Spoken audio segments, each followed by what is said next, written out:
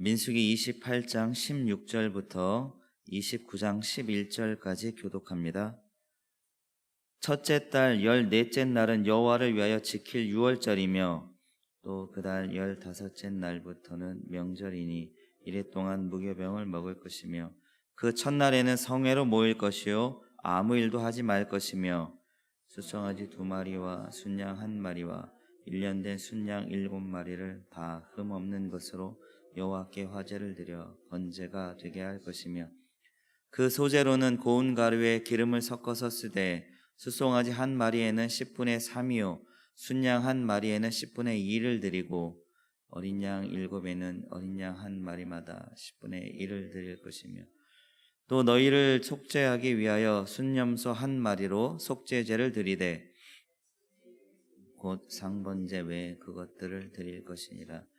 너희는 이 순서대로 이래 동안 매일 여호와께 향기로운 화제의 음식을 드리되 상번제와 그 전제 외에 드릴 것이며 7째 날에는 성회로 모일 것이요 아무 일도 하지 말 것이니라. 77절 처음 익은 열매를 드리는 날에 너희가 여호와께 새 소제를 드릴 때에도 성회로 모일 것이요 아무 일도 하지 말 것이며 수송아지 2마리와 순양 1마리와 1년 된 순양 7마리로 여호와께 향기로운 번제를 드릴 것이며 그 소재로는 고운 가루에 기름을 섞어서 쓰되 수송아지 1마리마다 10분의 3이요 순양 1마리에는 10분의 2요 어린 양 7마리에는 어린 양 1마리마다 10분의 1을 드릴 것이며 또 너희를 속죄하기 위하여 순염소 1마리를 드리되 너희는 다 흠없는 것으로 상번제와 그 소제와 전제 외에 그것들을 드릴 것이니라. 7째 달에 이르러는 그 달 초하루에 성회로 모이고 아무 노동도 하지 말라. 이는 너희가 나팔을 불 날이니라. 수송아지 1마리와 순양 1마리와 1년 되고 흠없는 순양 7마리를 여호와께 향기로운 번제로 드릴 것이며 그 소재로는 고운 가루에 기름을 섞어서 쓰되 수송아지에는 10분의 3이요 순양에는 10분의 2요 어린 양 7마리에는 어린 양 1마리마다 10분의 1을 드릴 것이며 또 너희를 속죄하기 위하여 순염소 1마리로 속죄제를 드리되 그달의 상번제와 그 소제와 그 전제 위 그 규례를 따라 향기로운 냄새로 화제를 드릴 것이라. 7째 달 열흘날에는 너희가 성회로 모일 것이요 너희의 심령을 괴롭게 하며 아무 일도 하지 말 것이니라.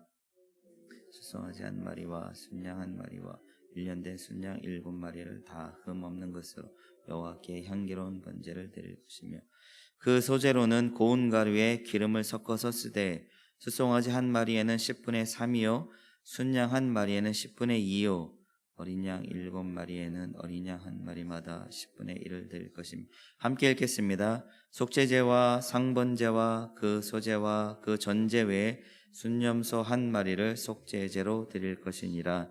아멘. 저희가 읽은 이 민수기 28장 그리고 29장 여기에는 이스라엘 백성들이 드릴 제사에 대한 이야기가 기록되어 있습니다. 이 제사에 대한 기록이 반복되었습니다. 그 이유는 이 내용이 출애굽 1세대를 위한 것이 아니라 출애굽 2세대에게 주는 내용이기 때문에 다시 한번 기록되어 있습니다. 이 28장, 29장 전체가 제사에 대한 규례를 이야기하고 있습니다. 저희가 읽은 부분은 이제 주로 절기에 대한 것을 기록하고 있지만 전체적인 그림을 그려보는 게 더 의미가 있을 것 같습니다. 28장 처음에 시작할 때 뭐라고 이야기하냐면요. 2절에 이스라엘 자손에게 명령하여 그들에게 이르라. 내 헌물, 내 음식인 화제물, 내 향기로운 것은 너희가 그 정한 시기에 삼가 내게 바칠지니라 하셨습니다. 정한 시기가 있다고 합니다. 이것을 1년 단위로까지 이야기하는 건데요. 먼저 매일 드리는 번제를 설명하십니다. 3절에 보면 이 하반절에 보면 1년 되고 흠없는 순양을 매일 2마리씩 상번제로 드려라. 그래서 매일 2마리를 항상 번제로 드리라고 말씀하셨습니다. 2마리 중 1마리는 아침에 그리고 또 1마리는 저녁에 하나님 앞에 드리게 됩니다. 그리고 다른 데서도 계속 반복해서 있는 것은 이 양을 잡아서 번제로 드릴 때에는 저희가 보면 소제라는 말도 있고 전제라는 말도 있는데, 소제는 곡식 가루에 기름을 섞어서 드리는 거고, 전제는 독한 술 혹은 포도주를 드리는 것입니다. 그래서 양을 잡아서 불태워 바칠 때에는 이 소제와 전제를 함께 드리는 것이, 곡식 가루에 기름 섞은 것과 포도주를 붓는 것이 함께 행해지는 것입니다. 그래서 이 이야기를 할 때 항상 번제 이야기가 나오고 전제, 소제 이 이야기가 함께 나오는 것이 제사의 양식이 그렇기 때문에 이렇게 이해하시면 좋겠습니다. 매일 드리는 것은 바로 이 번제로 드리게 되고요. 그 다음에 9절을 보면 안식일마다 드리라고 합니다. 이건 계속 쌓여지는 겁니다. 매일 아침 저녁 번제가 있고 거기에 더해져서 안식일 날이 되면 안식일 날에 특별한 또 제물을 잡아서 하나님 앞에 바치게 됩니다. 그 다음에 거기 위에 또 더해지는 것이 월삭이라고 해서 11절을 보면 초하루에 숫송아지 2마리와 순양 1마리, 1년 되고 흠없는 순양 7마리로 여호와께 번제를 드려라 라고 합니다.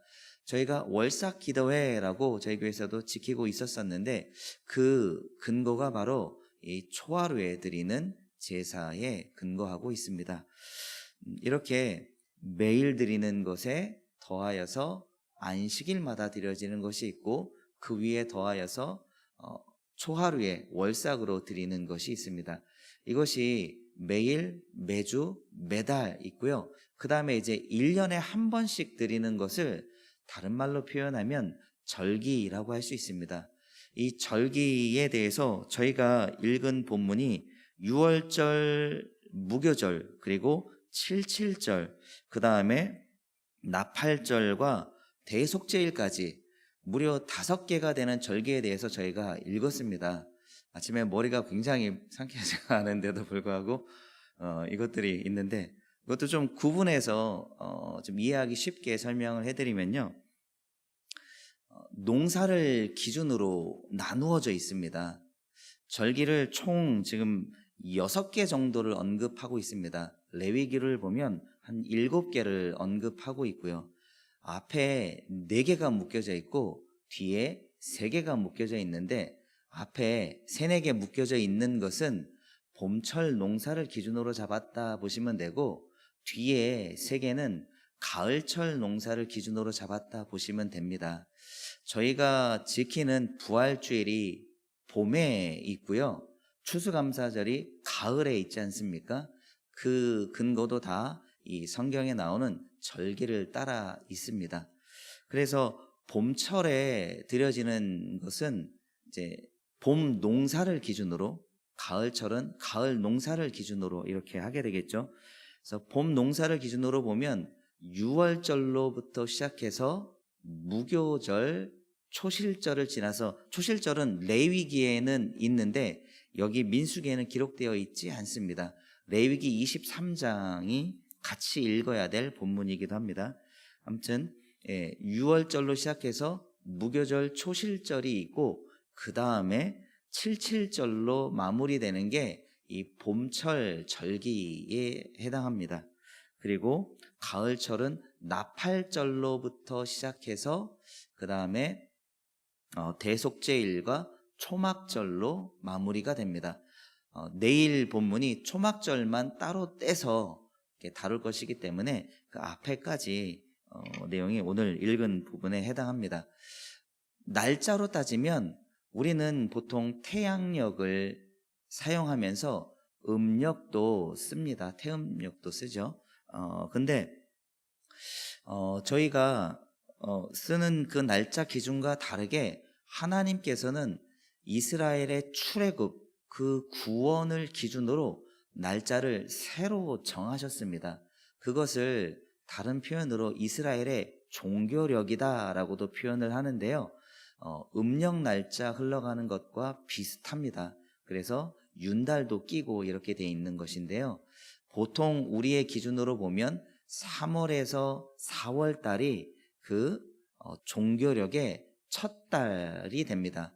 저희가 부활절을 지킬 때 때로는 3월 말쯤에 또 보통 4월 초 중순쯤에 부활절을 지키는 것이 바로 요 이스라엘의 종교력 기준으로 하고 있기 때문입니다. 그래서 6월절 같은 경우가 종교력으로 1월 14일, 그리고 무교절은 7일 동안 지킵니다. 그래서 1월 15일부터 21일까지가 됩니다. 그리고 초실절이라고 하는 것도 언급됐는데, 초실절은 날짜가 음력 기준이기 때문에 무교절 중에 있는 안식일 날, 그 7일 동안에 있는 안식일 날, 그 다음 날이 초실절입니다. 안식일 날 다음 날이 초실절이라고 하니까 뭔가 탁 떠오르는 거 있지 않습니까? 예수님께서 6월절 전에 붙잡혀 가시고, 안식일 전날 6월절쯤에 이제 붙잡혀 가시고, 그 다음에 안식일 다음 날 그때 부활하셨잖아요. 초실절하고 부활절하고가 딱 맞는 그런 날입니다. 그리고 나서 저희가 오순절로도 잘 알고 있는 날이 바로 77절입니다. 6월절로부터 해서, 그러니까 1월 14일로부터 해서 7일을 7번 지내고 나서 하루 더한 날, 이게 바로 77절 혹은 오순절입니다. 50일째 되는 날이죠. 그래서 대략 종교력으로 봤을 때 3월 5일 정도 되는 날, 이 날이 바로 77절입니다. 그래서 봄 농사를 기준으로 이렇게 흘러가게 되는데요. 매일 드리는 번제, 그 위에 안식일, 그 다음 월삭, 거기에 쌓여져서 이 절기들이 흘러가게 됩니다. 이렇게 77절까지 보내게 되고 나서 그 다음에 이제 가을로 접어들게 되면요, 7번째 달로 넘어갑니다. 그러면 우리나라로 치면 9월이나 10월 정도가 되겠죠. 그래서 그때 7번째 달 첫날은 나팔을 부는 날이다라고 합니다. 그래서 새로운 시작을 알리는 그 의미가 큽니다. 그러고 나서 7월 10일이 되면 대속죄일입니다. 7월 10일이 대속죄일이고, 그 다음에 7월 15일부터 일주일간, 이것이 바로 초막절 혹은 장막절입니다. 이스라엘 백성들이 광야에서 장막을 짓고서 지냈던 그 시절을 기억하기 위한 것이기도 하고, 가을 가장 큰 추수를 하는 것이기 때문에 또 일주일간 기념하는 것이기도 합니다. 그래서 기간으로 보면 6월절 다음에 무교절 지내는 것이 7일, 그 다음에 이 장막절, 초막절이 7일.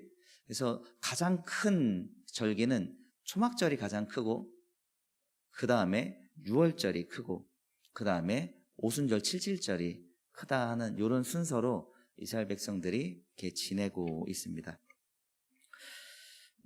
여기 6월절, 무교절, 그리고 이 각각의 절기마다 뭐 숫송아지, 뭐 순양, 순념소 이런 거 몇 마리를 이렇게 잡고 하는 것은 기록된 대로 이제 저희가 보면 됩니다. 그런데 오늘날 신약 시대의 성도로서 저희가 어떻게 이 절기를 바라봐야 하는지는 따로 좀 생각을 해봐야 합니다. 이 절기들은 농사를 기준으로 이루어져 있다고 했습니다. 그것은 우리의 삶의 사이클과 맞물려 있다는 것입니다. 이것을 따라서 살아갈 수밖에 없고, 그렇게 살아갈 때 풍성한 삶을 살 수 있습니다. 그런데 이것은 영적인 의미로도 동일합니다. 농사를 따라서 사람이 살아야지만 먹고 사는 것처럼 영적으로도 이 절기를 따라서 살아야지만 우리의 삶이 온전해질 수 있습니다. 봄과 가을로 나누었다라고 하는데, 이 봄은 예수 그리스도의 초림과 관련되어 있고, 가을은 예수 그리스도의 재림과 관련되어 있습니다. 예수 그리스도의 초림과 재림 사이에 지금 저희가 살아가고 있습니다. 그래서 이미 봄 농사는 마쳐졌습니다. 그리고 가을 농사를 기다리고 있습니다. 그러면 이미 지나간 봄 농사는 뭘까요? 6월절은 예수 그리스도의 죽으심 너무 분명하지 않습니까? 예수님께서 6월절 어린 양과 같이 우리를 위해서 십자가에 못 박혀 죽으신 것이 바로 6월절입니다. 그리고 살짝 언급했던 것처럼 초실절이라고 하는 것이 바로 예수 그리스도의 부활입니다. 사도 바울도 성경에 말하기를 예수님이 부활의 첫 열매라고 했는데 초실절 때 곡식단 하나를 잘 익지도 않은 그 곡식단 하나를 이렇게 놓고 이 곡식단이 첫 열매로서 하나를 이렇게 하나님 앞에 감사함으로 바치고 나중에 77절 오순절 때 이제 더 큰 곡식을 가지고서 하나님 앞에 감사하는 것입니다. 그래서 부활 이것이 바로 초실절을 의미합니다. 그리고 나서 77절은 성경에 아주 명백하게 기록되어 있죠. 사도행전을 보면 제자들이 예수님과 40일을 교제하고 그 다음에 한 이틀 정도를 함께 모여서 열흘 정도를 함께 기도하죠. 그리고 나서 성령께서 임하시는 그 날이 바로 오순절 77절이었습니다. 그래서 예수 그리스도의 죽음과 부활과 그리고 예수가 승천하시고 성령이 오시는 것까지가 바로 이 봄 농사에 해당합니다. 이미 우리는 여기를 지났습니다. 그 다음에 7월 1일 나팔절, 새로운 시작을 알리는 절기가 바로 나팔을 부는 그 나팔절입니다. 그 다음에 대속죄일과 가장 큰 추수를 하는 초막절이 남아 있습니다. 이건 예수 그리스도께서 다시 강림하십니다. 그렇게 되면 모든 그리스도 안에 있는 자들의 완전한 속죄가 이루어집니다.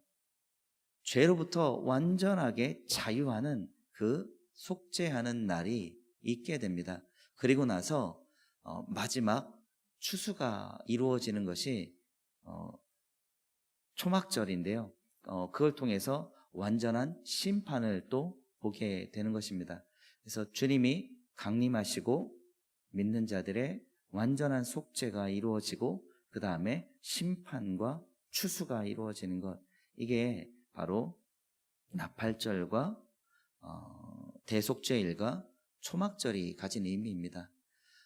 저희의 삶은 번제와 안식일과 월삭, 매일의 삶의 예배 위에 놓여져야 합니다. 그리고 그 영적인 사이클을 저희가 늘 인식하고 있어야 합니다.